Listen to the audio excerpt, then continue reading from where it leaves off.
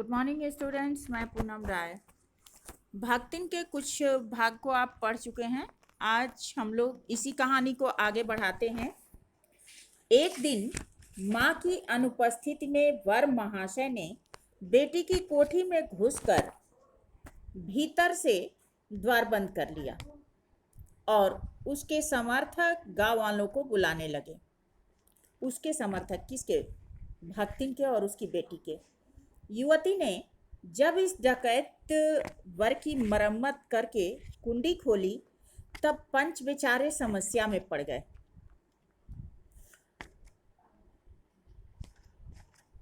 तीतरबाज युवक कहता रहा कि वह निमंत्रण पाकर भीतर गया और युवती उसके मुख पर अपनी 5 उंगलियों के उभार में इस नियंत्रण के अक्षर पढ़ने का अनुरोध करती रही। अंत में दूध का दूध और पानी का पानी करने के लिए पंचायत बैठी और सबने सिर हिला हिलाकर इस समस्या का मूल कारण कलयुग को स्वीकार किया।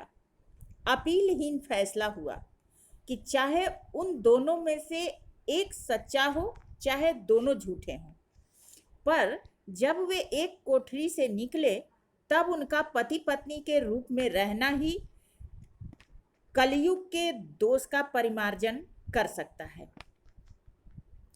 अपमानित बालिका ने ओंठ काटकर लहू निकाल लिया और मां ने अग्नेय नेत्रों से गले पड़े दामाद को देखा। संबंध कुछ सुखकर नहीं रहा क्योंकि दामाद अब निश्चिंत होकर तीतर लड़ाता रहा और बेटी विवश क्लेश क्रोध में जलती रही।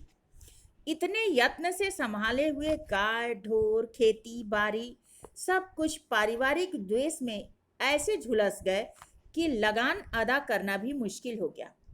सुख से रहने की कौन कहे। अंत में एक बार लगान न पहुंचने पर जमींदार ने भक्तिन को बुलाकर दिन भर कड़ी धूप में खड़ा रखा। यह अपमान उसकी कर्मठता का सबसे बड़ा कलंक बन गया और अतः दूसरे ही दिन भक्तिन ने कमाई के विचार से वह गांव छोड़ दिया और शहर आ पहुंची। अब इस पैराग्राफ में जो मुख्य बिंदु आ रहे हैं वो इस प्रकार हैं। वर महाशय कौन थे और भक्तिन के बेटी की कोठरी में क्यों घुसे? वर महाशय बड़े जिठौत के साले थे और भक्तिन की कोठरी में उसे बदनाम करने या एक तरह से कह सकते हैं कि सोची समझी रणनीति के तहत घुसे थे जिससे उसकी संपत्ति पर कब्जा किया जा सके। युवती ने पंचायत के सामने अपनी सफाई देते हुए क्या कहा? युवती ने पंचायत के सामने अपनी सफाई देते हुए कहा कि यह युवक उसके घर में बलपूर्वक घुसा था और उसके गाल पर जो मेरी उंगलियों के निशान पड़े हैं, मैंने जो इसकी पिटाई की है वही इसका सबूत भी है। पंचायत ने क्या निर्णय लिया? पंचायत ने यह निर्णय लिया कि भक्तिन की विधवा लड़की और जिठौत के साले के बीच जो घटना घटी उसमें अन्य किसी का नहीं बल्कि कलयुग का दोष है। उसमें अपीलहीन फैसला हुआ और ये फैसला दिया गया कि दोनों एक साथ एक कमरे में बंद हो चुके हैं, अतः इन्हें पति पत्नी की तरह रहना पड़ेगा। पंचायत ने जबरदस्ती उन दोनों की शादी करा दी। भक्तिन के नए दामाद का स्वागत किस प्रकार हुआ? भक्तिन ने नए दामाद को अग्नेय नेत्रों से अर्थात क्रोधित होकर देखा। उसका स्वागत मार पिटाई अपमान और थप्पड़ों से हुआ। शादी के पहले ही उसकी पिटाई हुई थी। दुल्हन का चेहरा देखकर वह प्रसन्न होने के बजाय खून के आंसू रोने लगा। जबरदस्ती शादी कराने में आप किसे दोषी मानते हैं? जबरदस्ती शादी कराने में पूरी तरह पंचायत का दोष है क्योंकि भक्तिन के जिठौतों ने संपत्ति के लोभ में यह कुकर्म किया था।